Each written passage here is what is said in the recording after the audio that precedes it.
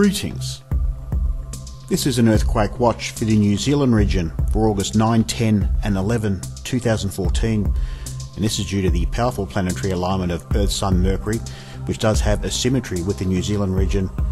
We also have the geodetic motion and movement of Mercury transiting across the New Zealand region during this time frame. And we also need to consider the supermoon or lunar perigee taking place.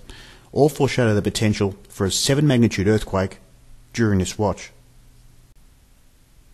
We're now going to look at the historical significance of past earthquakes in the New Zealand region and associated alignments with Sun, Mercury and the Earth, and there are a few to get through. A magnitude 6.3 earthquake struck Christchurch on February 22nd, 2011. This earthquake had 183 deaths associated. Magnitude 7.1 earthquake struck Dartfield, Canterbury on September 4, 2010. This was a widely felt earthquake felt all across New Zealand. A powerful 7.8 magnitude earthquake struck Dusky Sound in the Fiordland region. This occurred on the 15th of July 2009. Now, this was the biggest earthquake since the Buller and the Hawke's Bay earthquakes of 1929 and 1931. A magnitude 6.7 earthquake struck in Gisborne on December 20, 2007. This was a powerful offshore earthquake that caused extensive damage to the Gisborne region. A 7 magnitude earthquake struck in the Wairarapa region on the 2nd of August 1942. This was a devastating earthquake, the second 7 magnitude earthquake for the year. The second occurred on the Earth-Mercury-Sun alignment. A magnitude 7.6 earthquake in the Hororika region on the 5th of March 1934. This was a widely felt earthquake, even felt as far as Dunedin. And finally, on January 23, 1855, a magnitude 8.3 earthquake struck in the Wairarapa region again. This time it was significant around Pallister Bay, where the ground level was raised 2.7 metres. Now, this just goes to show that the Earth-Sun-Mercury alignment does have a strong influence with the New Zealand region and must be paid close attention to during this watch period.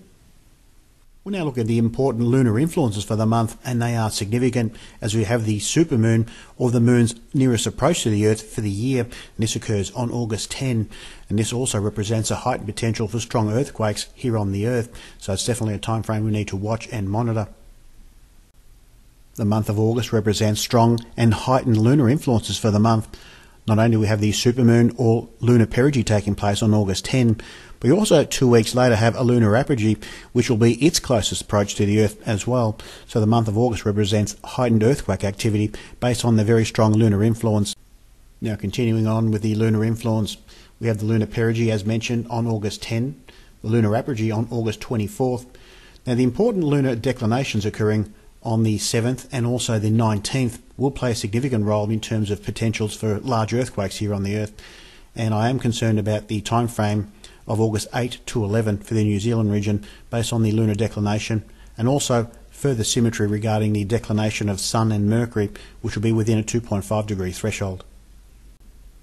It is worth noting that Mercury and Sun will be within 2.5 degrees of declination, which is important, and it does further amplify potentials for earthquakes during this time frame of August 9 through August 11. With Sun Mercury within 2.5 degrees of declination, we've seen 2 significant earthquakes over the last 2 years. July 21st, 2013, a 6.5 earthquake in the Cook Strait of New Zealand, and January 20 of this year, a significant 6.2 magnitude earthquake for the North Island, New Zealand, also occurred with Sun and Mercury within 2.5 degrees of declination. Not only do we have the lunar perigee and supermoon taking place, this is also coinciding with a series of lunar connections or alignments, with Venus, Jupiter and Mercury all opposing the moon on August 9 and 10, and the following day, August 11, we have Neptune conjoining the moon. Now, these are a series of lunar connections which are significant, which will further amplify the potentials for strong earthquakes here on the Earth. It is worth noting that Mercury will be transiting geodetically across the New Zealand mainland from August 8 through August 13, which is a major concern. Now, the last time a planet transited the New Zealand mainland was back in January, and it was Venus while in retrograde motion. As it did so, a 6.2 magnitude earthquake struck in the North Island, New Zealand. Now, I'm concerned that in August, with Mercury's motion and movement, there may be a very powerful earthquake in the offing. We're now looking at a heliocentric chart and focusing on August 9 and the New Zealand region. And what we do see here is Mercury playing an extensive role. It's involved and aspected quite heavily. We have not only the opposition with Mercury and the Earth, but we also have trines with Mercury-Uranus and also Mercury and Mars. And that's not enough. We have Saturn squaring the Earth and also Mercury. So this is a very dangerously aspected day, astrologically speaking, and I would be expecting a powerful earthquake to be occurring here on the Earth in between August 9 through August 11. We're now looking at an image of the solar corona, focusing on this very strong coronal hole formation which rotated through an Earth-facing position on July 11. Now this coronal hole formation is currently far side, but on its next rotation we'll be moving through an Earth-facing position August 8 through August 11. Now the hypersymmetry of this coronal hole formation does cover the New Zealand latitude, which is a concern. Now this coronal hole formation does support the potential for a 7 magnitude earthquake during this watch. In between both islands of New Zealand will be my main area of concern during this watch, and that is the Cook Strait region. Now this area has been seismically very busy over the last 24 months with a new series of fault line ruptures. My second area of concern will be the Alpine Fault towards the Milford Sound region. A strong slip strike earthquake could be very possible during this earthquake watch. And my third and final area of concern is for the Christchurch region. Now the aftershock series since 2011 have diminished quite rapidly, and the last 12 months have been quite calm for the Christchurch region in terms of seismic event activity. However, this is not a time to be complacent. If there are any built-up pressures and stress underneath the Christchurch region, a very strong earthquake could release that.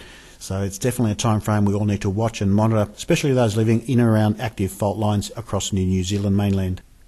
Now using the map on the right hand side, I have plotted the earthquakes across the New Zealand region over the last 4 years, and we do see a northward trend, and this could indicate that the very large earthquake could in fact be in the North Island, New Zealand, during this watch. And that concludes this earthquake forecast video for the New Zealand region for the month of August 2014. Now for more information on this line of work and research, please visit solarwatcher.net, where there will be more content for members and subscribers. There is also a monthly earthquake forecast video for the New Zealand and Australian regions, as well as a website newsletter. Annotations and results of this watch will be added at the end of the video. Thanks for watching.